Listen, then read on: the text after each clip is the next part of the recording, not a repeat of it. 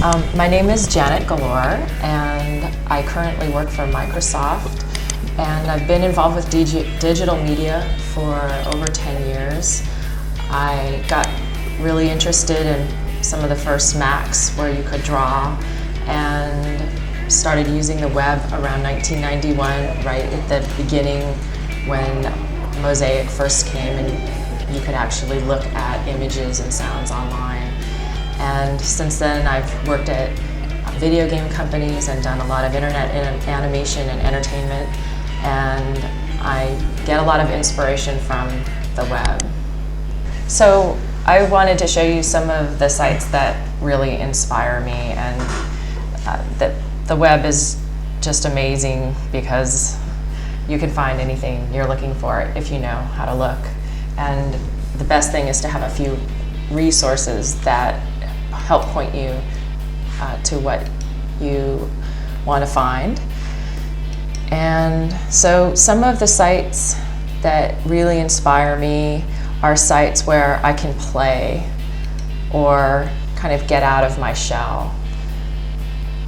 I define inspiration, I was thinking about it, as losing inertia. So I define inspiration as losing your inertia. So if you're staying put, it's getting going. Or if you're moving, it's changing from being on a straight line. It's kind of getting out of your headspace. So if you're inspired, then hopefully you're moving away from what you've been doing towards something new. Soda Play is a great site I discovered, gosh, it's been a few years now, and you can see the design is pretty cool. They actually are nominated for a Webby Award.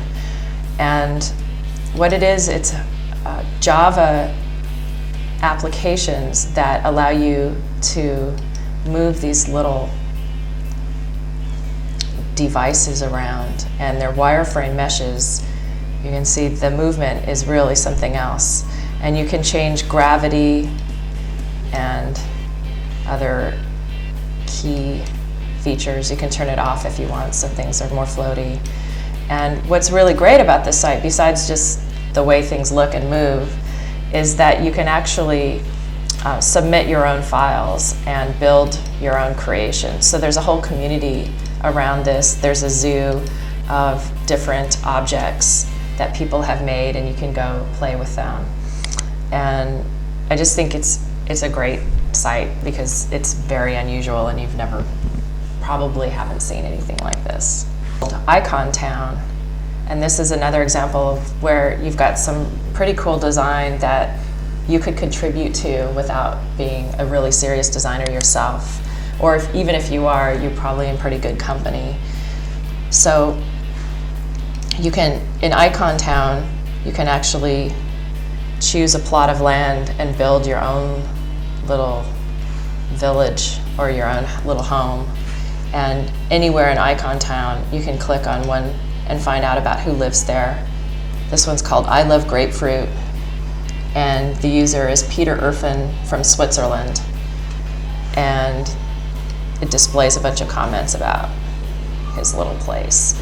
So here you can also upload your own. So it explains how to create one, and that it's donationware, and how to become a citizen. And I think that's really interesting. Another thing, some of the other things that I find inspiring are not necessarily interactive, but just weird takes on things that are pretty commonplace. So this is the eBay Conceptual Art Gallery. I don't know if you've ever heard of this, or if you've spent much time on eBay, but it's a very popular auction place, and all the auctioneers have to take digital pictures of what they're selling. And often the digital pictures are completely insane. And so somebody made a conceptual art gallery based on the pictures in eBay. So if you just like Diet Croc, here's the little people, they're selling those little tiny toys. And the person who runs this website has given these guys names. So this is just a shot of a little gingerbread man, a man's world. Just some of the photography is just really bad. But putting it in a different perspective, like, what is this? These weird tiger and some stuffed animal. Strange bedfellows. Here's another one. So a lot of these sites are just, they're kind of something to do, they're kind of playful. Another source of inspiration is looking at the work of people who I admire a lot, and I'm really interested in design, and information design in particular. And so sometimes I go to Edward Tufte's site, and he's an author who's created a few books now. Probably his most well-known is called Envisioning Information. And to me, it's a breakthrough in terms of how to visualize data. Like, I actually went and saw him talk, and he talks about how if you have numbers or data, how to actually make an argument with that and communicate using data rather than just displaying the numbers. And it's about the visual design as well. So on this site, on Edward Tufte's site, it's great because you can actually go and read some of his writings and his essays and see examples from some of his books. And again, it's not super interactive, but it's definitely some really interesting reading.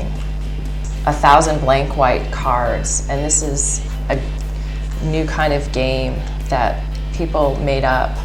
It's a card game, the purpose of which is to create the cards you're playing with. The original version of the game was created by Nathan McQuillan of Madison, Wisconsin.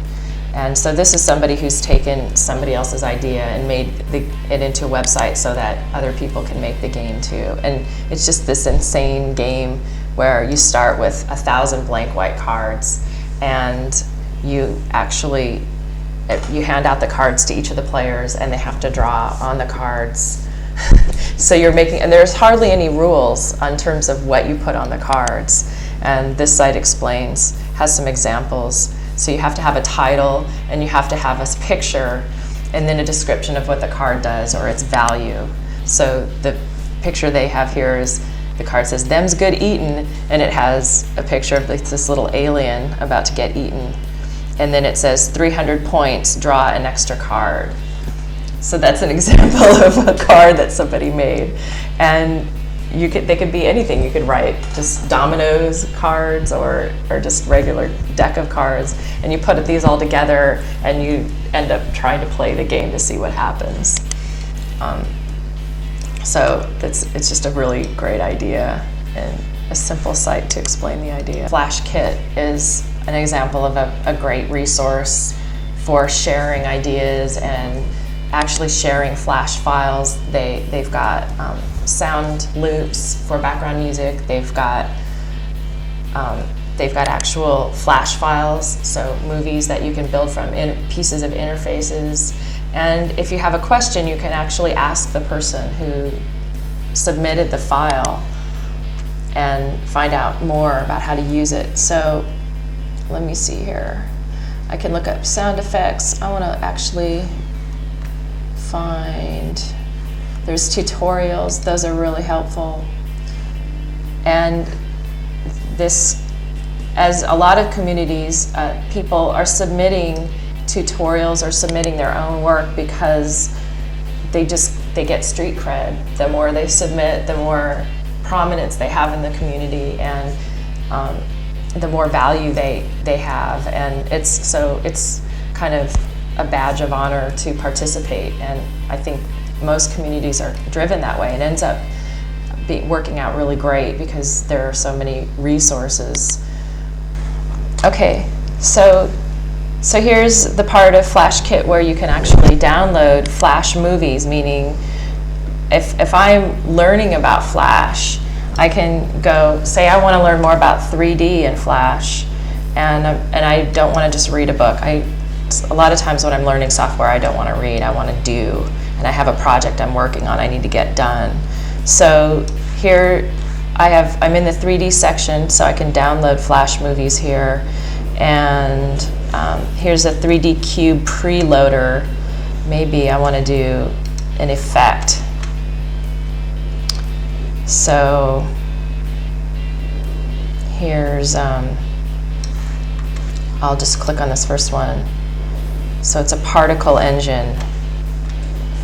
And there's a little example. You can preview what it is before you download it. But this actually is going to let me use particles in my Flash movie if I download this, and there's going to be little things I can change. So it's just enormously helpful. And usually it says who submitted it. Yeah. So here's the author. Here's the author's email, so I can actually email this person and ask them for advice or give them credit. It's kind of understood that if you use this in your work that you want to give the person credit, but it's just an awesome community. And I know there are other communities for other types of things, but I like FlashKit for Flash. Another thing that's inspiring to me, because I am really interested in science and I have a background in math, is looking at physics and other math kind of things. And so this is actually Stephen Hawking's website, and he's the physicist from the UK who wrote A Brief History of Time, and he's also incredibly disabled. I had the fortune of going to see him talk, and it was really something. And so I find a lot of inspiration just looking at what he's up to now and being able to browse through what he's been working on and read things a little bit at a time. So you can actually go to his public lectures, and they have Acrobat versions of the different lectures. So here's Does God Play Dice in PDF format. And so you can read the whole thing, and he's got some visuals there, some little clip art. But it's kind of a diversion, but again, in terms of getting me away from thinking the same way, it really helps to be able to look at what Stephen Hawking's thinking about. Another one along the same lines is the Buckminster Fuller Institute. And Buckminster Fuller was the guy who invented the buckyball and the dome. And so he's actually quite a character, and he's got all this this site is devoted to advancing humanity's option for success, inspired by the principles articulated by Buckminster Fuller. So, I mean, it's more than just his mathematics. It's about his whole worldview and how to improve the planet. And so it's fun to look at. He's got slideshows, Bucky on War, so you can read about what he's thinking about right now. And he's got links to community stuff. So there's tons of people who are totally obsessed with Buckminster Fuller, and you can go hang out with those people if you want. Another cool site is the Global Ideas Bank, and you can actually search the bank or submit ideas.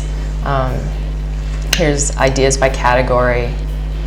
So whatever you're thinking about, you can find something related to it. Here's housing, social innovations, old age, death and dying, so spirituality, arts.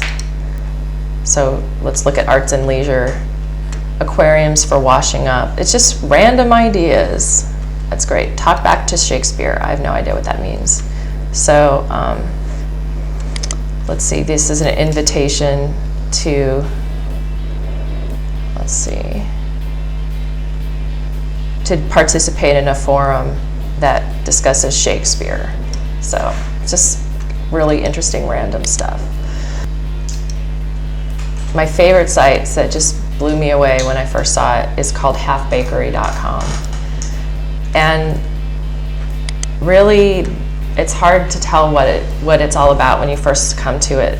The design's pretty cool. It's But there's just these groups of things: business, car, computer, culture. And if you dig around a little bit, you can actually find there is a page that describes what the site is, and it's a communal database of original fictitious inventions edited by its users. It was created by people who like to speculate both as a form of satire and as a form of creative expression. So what you look at when you come to Half Bakery is just really random, weird inventions, and sometimes it's just people ranting, so it's more like a news group where there's threads of discussions, but there's also actual ideas here too. So if you click on an idea, I just clicked on fashion, how to color your own shirt, and you'll see at the top there's links to similar ideas and inventions. So back scratching t-shirt, fortune shirt, missing kids wanted criminals t-shirt.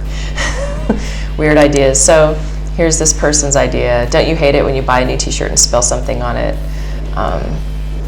So get a large bowl, some rubber gloves, and a huge bottle of ketchup, and just talk about putting ketchup all over your shirt and then washing it, and then